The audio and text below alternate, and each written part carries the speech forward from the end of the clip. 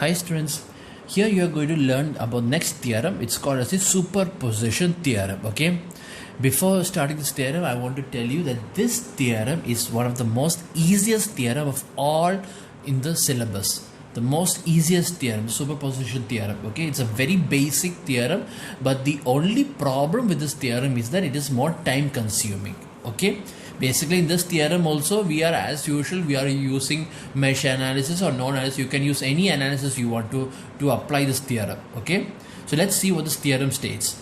It states that in a network containing more than one voltage source or current source, that is your ordinary network, okay, the total current or voltage in any branch of this network is the phasor sum. Phasor sum means algebraic sum. Is the phasor sum of currents or voltages produced in the branch by each source acting separately. That is, if you take a network, okay, usually a normal circuit will have more than one voltage source or current source, right? In your experience, when you learn about mesh analysis, node analysis, Thevenin's theorem and Norton's theorem, when you are learning all about these theorems, you have encountered all the circuits as having more than one voltage source and current sources, right? So superposition theorem is actually saying is that if you want to find a current through any branch or the voltage across any branch, all you need to do is consider each source separately. That is, find the value of the current or find the value of the voltage through any branch by analyzing the circuit with only one source present. The remaining sources you will remove, or you be replaced. Like I said, as each source is considered, all of the other sources are replaced by their internal impedances. Which means if you see a voltage source, you should short it, and if you see a current source, you should open it. Okay, this theorem is only valid for linear systems. Let me explain to you using just one example. Okay, like for example, if you see a voltage source, like assume this is a circuit like this, okay, and this is another impedance, then you have another impedance over here, okay, and then you have another impedance over here. Okay, maybe I will draw another voltage source over here. Okay, just for fun, I will draw another voltage source over here, and then there's another impedance over here. Okay, and again I will draw current source. So let me draw current source. Okay, just an example. Okay, it's an example, right? So this is a circuit. This circuit, there is a voltage V1, the voltage source V1, this is impedance Z1, this is impedance Z2, this is impedance Z3, this is another voltage source V2, and this is impedance Z4, and this is current source. Okay, this is the current source. Okay, so let's assume you have a circuit like this. Okay, so this circuit is having more than one voltage source and current source. Okay, so the superposition theorem is actually saying is, if you want to find a current through any branch, okay, if you want to find the current or voltage across any branch, for example, I want to find the voltage or current across, I want to find the current across this branch. Okay, I want to find the current across this branch. Okay, I answer IANS. Okay, IANS or IA, let me IA. Okay, I want to find the value of IA in this circuit. Okay, I want to find the value of the current through this branch, that is through Z2 impedance. Okay, this impedance can either be a resistor, it can either be a capacitor, it can either be an inductor, or it can be a combination of any of these three. Okay, so in that case, what the superposition theorem is actually saying is that you can find the value of this current by keeping only one source and removing the other sources,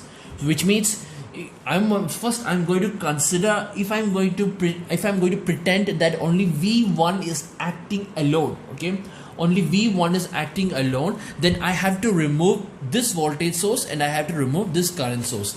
Then my circuit will become like this.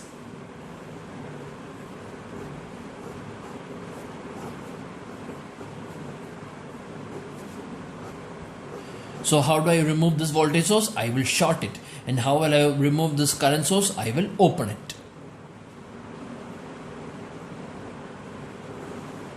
Open it means in this branch everything will be open. Therefore the I2 will be equal to 0, right? Forget it. So this is the open. Open means you remove the current source. So if you see a current source, you remove the current source and you open the terminal. If you see a voltage source, you join the two terminals. Okay, if you see a voltage source, but this voltage source you keep as it is. This is the first case. You will find the value of the current through this branch, or whichever current you want to find, you will find it by first considering only one voltage source at a time.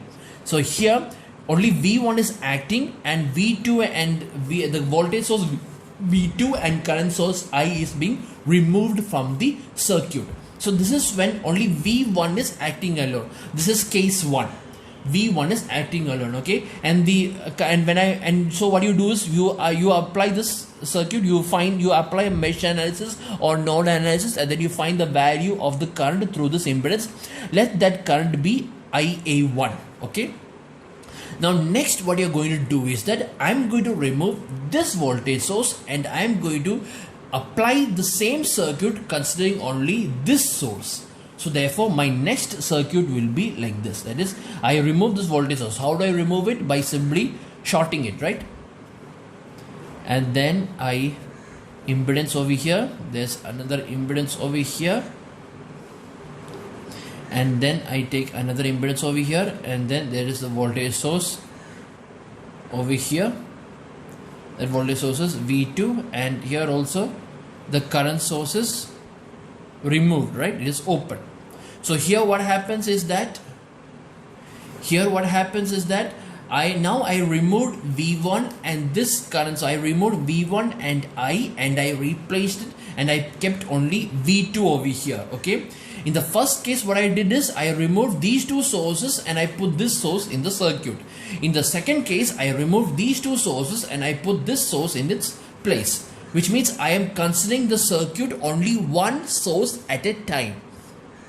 Understood? I am considering the source only one. So I'm considering the circuit only one source at a time. So when I consider only V1, when I consider only the source V1, the value of the current through this branch is IA1. Okay. Now now the same circuit, when I'm considering only V2. Considering only V2 means I have removed the remaining two sources. I have removed the voltage source and the current source. Removing the voltage source means shorting them. Removing the current source means opening them. And then I find the value of the current through this branch and let that be IA2. Okay, IA2 be the current through this branch. Okay, so IA1 is the current through this branch when only V1 is there in the circuit. IA2 is the current through this branch when only V2 is in the circuit. Okay, now so now there are three sources, right? Now this source is remaining. So now in the second case, in the third case, I draw the same circuit and I remove V1 and V2 and I keep only this current source.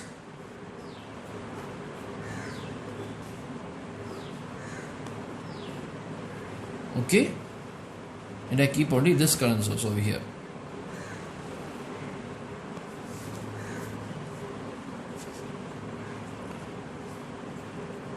So which means now in this case my only source is this current source.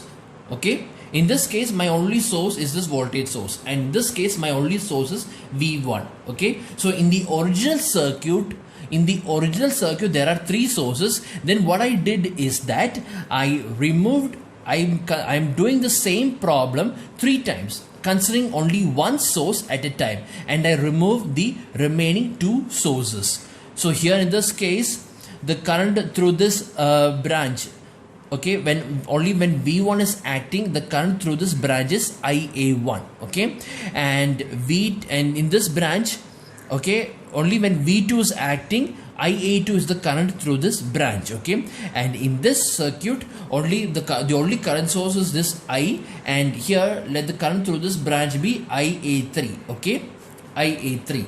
So you want to find the value of the current through this branch, right? You want to find the current through the impedance Z2. So what is the current through this impedance Z2? IA. The equation of IA is IA1 plus IA2 plus IA3. This is superposition theorem. This is superposition theorem. What is IA1? IA1 is the current through the Z2 when only V1 is being considered and the remaining two current sources are removed. What is IA2? IA2 is the current through the impedance Z2 when only V2 is considered and the remaining sources are removed.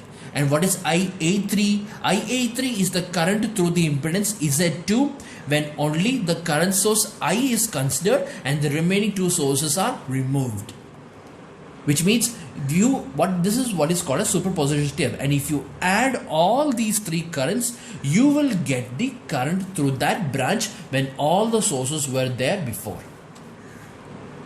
This is what is superposition theorem. So when you do this problem in such a way that only one source will be acting at one time.